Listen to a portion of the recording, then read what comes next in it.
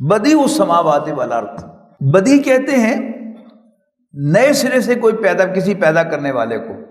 یعنی ایک جو تخلیق کا لفظ ہے عام طور پر وہ استعمال ہوتا ہے کوئی چیز کسی میٹیریل سے بنانا، مثلا لکڑی موجود تھی، چپ بورڈ موجود تھا، اور کارپینٹر نے کیا کیا، اس کو کاٹ کر سیدھا کر کے اور کیل لگا کر جوڑ کر یہ ٹیبل بنا دیا، اس نے کوئی نئی چیز نہیں بنائی۔ لیکن ابداع کہتے ہیں کریشن ایکس نہیلو کو،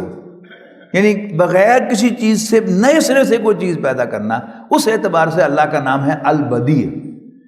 تو بڑی گلوریس آیت ہے، بدیع السماوات والارض، السماوات والارض لفظی ترجمہ تو ہوگا آسمان اور زمین، لیکن قرآن مجید میں کائنات کا یہ محاورہ ہے، السماوات والارض، یہ کائنات کا محاورہ ہے، یعنی سماوات جمع میں اور ارتھ سنگولر میں۔ انگریزی میں بھی ایسے ہی ہے،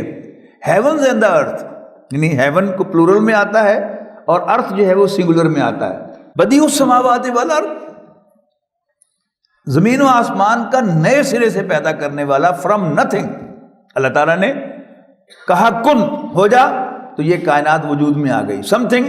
وجود میں آ گئی، پھر اس کے بعد چینجز آئیں، یہ تخلیقی عمل تھا کہ جو ہو رہا تھا۔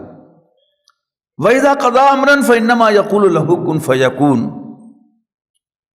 اور جب وہ کسی امر کا فیصلہ کرتا ہے، یعنی امر یہاں پر اس کو نوٹ کرنے والا ہے، اس کو تخلیق کہتے ہیں، خلق، اور یہ کیا ہے، امیڈیٹ، بغیر کسی چیز کے پیدا کرنا، بغیر اسباب کے پیدا کرنا، اس کو کہتے ہیں امر۔ اور جب وہ کسی امر کا فیصلہ کرتا ہے تو صرف اتنا کہتا ہے ہو جا، اور وہ ہو جاتا ہے۔